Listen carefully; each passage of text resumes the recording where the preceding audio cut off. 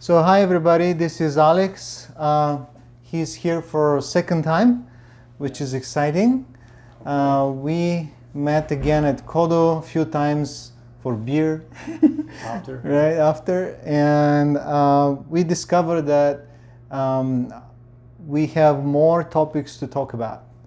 And today I'll leave it to Alex to kind of explain what kind of startups he is looking for, what he's looking in a startup, and what is interesting for you as an investor.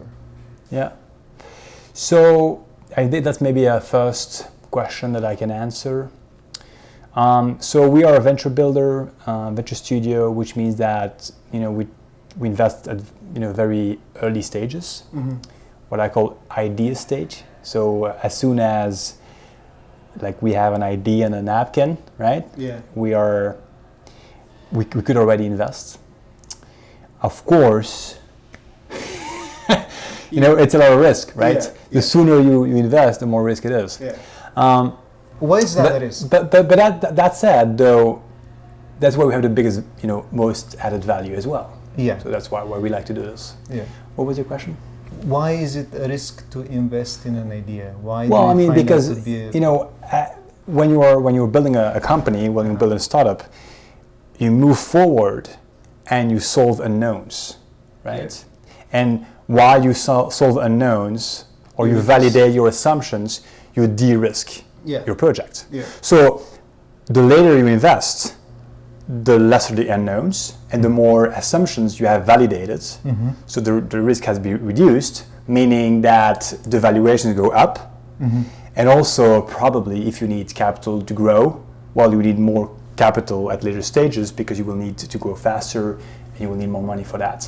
We invest way earlier where we want to help the entrepreneur validate all the assumptions, right? Because that's where we feel the most comfortable, right? So we specialize, very early idea stage companies. Well, can you say that there are companies then? I don't really know, but they are just ideas. And we're going to help them, solve the unknowns, validate the assumptions until we have what we call a scalable product market fit. And then the company, has built a team, has a growth machine ready for VCs to invest. We're going to, put a big check, and then the company is ready to grow and generate a lot of revenue, right? But at that stage, we are not relevant anymore. It's really the earlier stages. So maybe what we can do now is digging a little bit more about, the unknowns, the assumptions, and the way we can validate those. Okay, so right? Let's talk about risk. Yes. Right? Because everybody just puts everything that they have, their assumptions, their understanding in that big bag labeled risk, right? Yeah. And there is no really going deep into that topic and kind of understanding from investors' perspective, what is risk? Is this technology risk? Is this resources risk? Is this idea risk? Idea is dumb, right? How do you see risk and how do you break it down? Yeah. So there is risk at all the stages, right? I would say that when you are at the idea stage, right, the biggest risk will be, is there a need in the market for that idea? Like usually, you as an entrepreneur, you see problems, right? Maybe that you have lived yourself or that you see, in your current job with other customers or friends and family that you have out there, and they have problems and you want to solve that problems, right? So the idea itself or the problem that you identified is already a big assumption, because do other people have that problem? One. And secondly, is this problem big enough that it's worth being solved, right? And if the problem is real and people actually want it to be solved, okay, so what is the solution for that? And will the solution be effective enough to actually solve the problem? And will people be willing to pay the right price to get a problem solved? Yeah. Right. And when somebody tells me that they don't have competitors, I get really nervous because I'll use this analogy that one of the CEOs in previous companies used. He said, you have an idea and you want to build it. It's like you're walking into a room and nobody's there. If nobody's there, it means the room is not interesting, right? Exactly. If it's overcrowded, you have to get out because there is no room for you. So it has to be enough crowd to show you that there is interest in the problem you're solving, but at the same time not too big, not too small. So again, we're talking about, but Goldilocks situation where you have to, you want to have competitors, but not too many, right? Well, it's funny because when I started my first companies, at very, long time ago, it's like the human being has been built so that you're happy when you don't have competition, right? Yeah. But today, yeah, if you don't have competition, same thing as you said, if you don't have competition, you're getting nervous because why? Yeah. Right? If it's really a good opportunity, why wouldn't people have done this already, right? Another way of saying that is people overthink things, right? Yeah. And by the way, everything that I say, and when I say people, I mean myself as well, right? It's just people, like everyone. We overthink things. And, we're trying to invent crazy stuff, build very complex innovation. But if you just want to build a great business, I mean, the easiest way to do things would be to just take something that already exists, where there is a market, everything has been validated already, and you just try to be different and better than what already exists. Yeah. Because that way, you can go to market much quicker. Everything is validated, so the risk is reduced, and it's just then a matter of gathering and capturing the market. You as an investor, when there is a competition and other companies, you can compare this new startup with existing companies that are out there, and you can estimate eventually the value of this startup and eventually guide them for how they should proceed. For example, in 2001, 2002, I told you I built a car PC, right? It had I built a GPS system, MP3 player, and I built the hardware as well. The problem was, at that time, there were no companies that were offering this at retail price that was like 10 times less than, say, Mercedes or BMW GPS systems. And when I talked to investors, they were like, I don't know how to compare your idea. Like, it's so hard. There is nothing like that on the market. So that is a real problem, because if you're too early to market, investors tend to shy away simply because they need to compare your offering with what is already out there. Yeah, or you just show that you're able to market it, right? Yeah. You show traction. Yeah, but if you don't have traction, you just have an idea and a product, because I had everything built, right?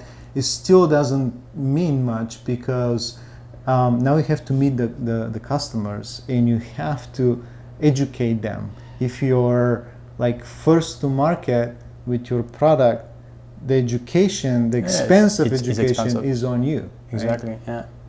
So, I mean, probably for you as well, people come to you looking for advice, and I mean, just an hour ago, I was with an entrepreneur, and it's a pattern, right? The first thing that they do, and again, when I say they, I mean myself as well, like a few years ago, because I had to learn all this the hard way, right? They start by saying what's their solution, right? Before first explaining what's their problem. And I feel like today, building a startup is is trendy. People want to get into this adventure because they've read or they have seen so many great stories. Yeah. And there is a misperception about what it actually is to build I feel what it is to build a startup, and they think it's all about building that product or building that technology, right? But when you look around, right, building a product, whether it's hardware, it's more complex, but software now, like how many millions of apps do you have on Play Store or App Store? People can do this. People can code and build products. So I'm very comfortable understanding a concept of building a solution or building a product. That to me, that's not where the risk is, right? The risk is really into that go-to-market strategy, right? And then, so an hour ago, I asked the guy, okay, so we have the solution. So now you explain to what is the problem. That's great. So what is the go-to-market strategy? Yeah. And then the answer is, blank. Come on, no, we're gonna do marketing. Oh, okay. So that's the easy. answer. Yeah, that's easy. But that's really not easy. Like today, I think that the way I get attracted to projects or entrepreneurs is my understanding of what is the go-to-market strategy. Like, do I understand how they're gonna do this? And is it simple enough and scalable, right? Exactly. Yeah. It's just really about. And usually what I say to the entrepreneur is imagine that your solution is completely ready, because usually they come to you because they want money to build a product, right? Yeah. And I say, hey, forget about technology, forget about the product. Imagine that the product is ready, right? It's in your pocket. It works beautifully. And of course, it's already AI enabled, and you have AR and VR and all those things. And of course, you also have Bitcoin enabled and blockline and all that shit. It's everything perfect. is there. Everything is there. It's in your pocket. It works beautifully. Imagine that, right? What do you do then? And then you start, thinking about, okay, what is really important? How do you go to market? How do you go to market with that solution? To me, that's the real interesting part. And to me, all the risk is really there. Of course, at that very early stage, because when you have done this in very early stages, then you have other challenges afterwards, right? The capital that you will need to actually scale a company, operational skills, management skills, recruiting, hiring the right people. That's hard. So at each stage, you have a lot of different risks, but I feel like all the very, very early stages, we don't want to see like the market need, and to me that's the message at the end of the day that I want to that I'm convinced about is make the exercise of forgetting about technology. Is there a way, even for one customer, is there a way that you can bring that value without using technology? And if you can answer that question, we can use technology, but like use the tools that already exist, because usually, unless your idea is completely technology, like deep tech or something, deep tech or stuff, you can use tools that are already out there. You may be trying to do something easier or faster or nicer, but tools are very much out there if you wanna. Yeah, but what I'm afraid though is that it's so easier to be in front of your computer and try tools instead of just going out there and then going out of your. I mean, it's always the same thing. Right? People say, "Get out of the building, get out of your comfort zone," but it's so true, right? Yeah. And that's why I really believe make the exercise of forgetting about technology, right? Forget about it and go out there and try to sell and bring that value to your customer, because technology at the end of the day, it's just a tool to reduce costs, to automate things, to optimize processes at the end of the day. But usually, if you want to just satisfy one customer, and what is one customer? It's nothing, right? But it's the effort of doing that and the learning process, the learning teaching yourself to understand what is it that I'm offering, to whom, to what customer, to what target audience. What do I need to do to target that audience? How am I going to deliver that value? What is the perfect value that I'm going to offer? How and at what price? And if you can do this for just a small scale of customers, the learning process and the experience of having that is so much more relevant. Yeah. And you know, at the end of the day, maybe doing that stuff will conclude to your business case or business idea not being worth solving. Yeah. But it's better to know it at that time than after, you know, spending all your money and resources, or maybe even have some, you know, investors' money, because when you have to tell him, hey, sorry, I couldn't make it work, it's a bit annoying, right? So I mean, there are a lot of tricks, I think, to get it. And by the way, I do have a lot of examples on that. Maybe we should do another video where I can explain a few use cases. Maybe. Great use That's cases. a good idea. Yeah. I guess in human history, if you look at how things were done, you will realize that, you know, the craftsmanship was extremely important, right?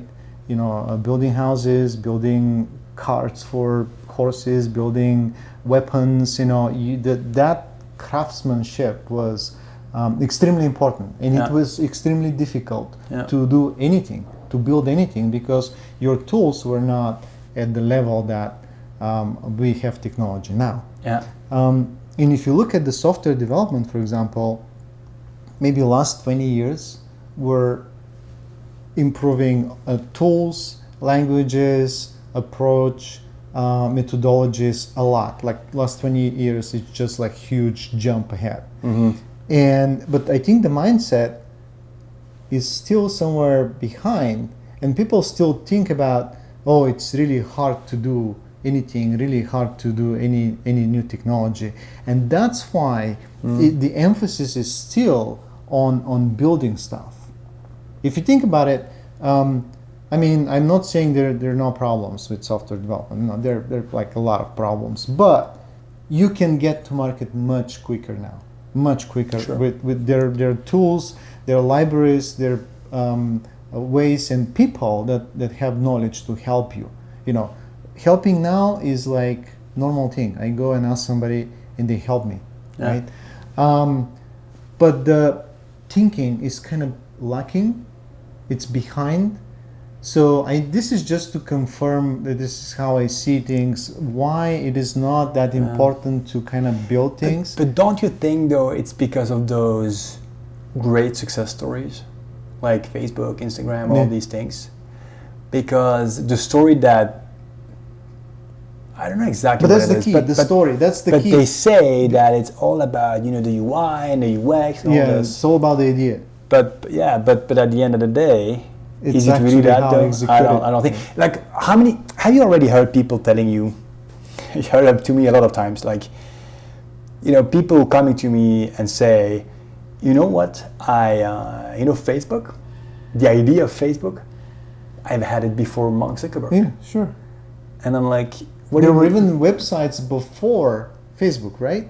Of course, but what this person, what do they mean by that? Do they mean that they should be acknowledged for having the idea before Mark? Yeah, they have ownership on that idea. Yeah, right? it's like the big difference was that, because I think, you know, maybe this Mark Zuckerberg, right? He had skills to develop the thing, right? So it was about execution. Yeah. But execution in that way was probably not enough, right? He had a whole hack system to, you know, get those emails out there, get people subscribed, right? And he started with university and all that shit, but it was a way to attract all those users and getting them on board on the platform. And another person would have had a better platform, so better technology, wouldn't have had the same success, because to me, the go-to-market strategy, you know, which we said before, what made Facebook a success, right? Yeah.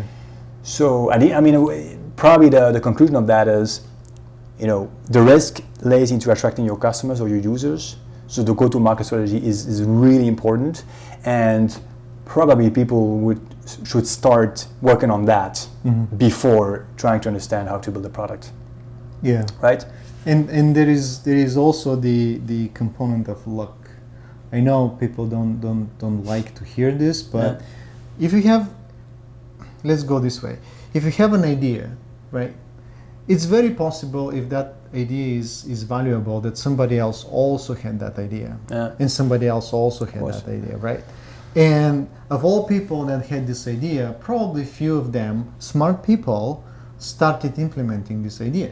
Mm-hmm. The probability of not doing that is very low because everybody sees the market. If you think you're the only one, you're very much an arrogant person that thinks you're outsmarting everybody else, right? Yeah. So of all these people that are building this idea at the moment, right, maybe few will actually execute properly on this idea, but there will be one or two that have the luck to succeed, because you can do you can make all great decisions, all the right decisions along the way, and still lose. Yeah, I don't like to think about luck because I know it's depressing. It's like, depressing. Oh, you just need luck. That said, I think that you can increase your chance of luck, right? So the analogy I like to make is, to me, the best entrepreneurs are going to be the people that are able to validate their assumptions as fast as possible. Yeah. Right. So usually when we work with entrepreneurs, and even today, I feel like we can do things much smarter, much quicker, right? Mm-hmm. But usually when you are a first-time entrepreneur, you haven't done this before, you base all your work on your intuitions. So sometimes it takes you 6 months or a year because you focus all that energy into building that product, finding out after a year that, which by the way happened to me, after a year, finding out, but my assumption, the thing that I thought was validated is not. So it took me 1 year to test one assumption. Today it's like every week you should test an assumption. Yeah. And trying to be very creative of, okay, so this is the assumption, right? I think that this is true. Maybe to give an example, like my customer wants to pay that price for that feature. Yeah. There should be a way to write a test scenario, right? That says, okay, I'm going to test that thing with that scenario, right? And then you build a landing page or whatever that is to validate that, right? No surveys, right? Just so, yeah, but see, this is one little tweak I want to put here, because when you have an idea and you know, for a man with a hammer, everything looks like a nail. Okay. So you can ask questions in a specific way to receive the answer that you want. Yeah, so that's why I'm saying surveys should be avoided. To me, the surveys are biased, right? Mm-hmm. I mean, the worst thing, in my opinion, that you can do is build a survey and where you ask those questions where you push them to answer the way you wanted them to answer, and also like share them on your Facebook page, right? And I mean, I see this less and less, so hopefully people don't do it anymore. But to me, it's wrong because your Facebook friends are not the target audience, and also who uses Facebook anymore today. So there should be other ways to get. But anyway, so what I'm saying is that the assumption should not be tested through surveys or to ask people what they would like. Yeah, because you should ask people don't know. For money. Yeah, you should sell. Yeah, like, hey, instead of saying, hey, how would you pay, or who would you buy it? Yeah. How much would you pay for that? It's like, hey, man, okay, you have this problem. This is my solution. You have to pay $10 for it. You want it or not? It's like, okay, or not. It's binary, right? At the end of the day, like the answer should be kind of okay, yes or no. When you want to validate, the assumption. Now, if you need like more qualitative information about improvement of stuff, I don't know, I don't have a specific example, then an open conversation is probably the best way. But if you really need to validate an assumption, like the pricing, for instance, you should probably not ask. And I heard studies about the way you can ask questions to still not have it biased, like what would be the maximum price you would pay for that, but still though. You make that way too complicated if you go that way, right? So you should keep things very simple and binary, especially at the beginning of your development. Exactly. All right. Cool. Alex, thank you very much for being a guest My again. pleasure. My pleasure. On Startup Bright, and see you again later. All right. See you, man.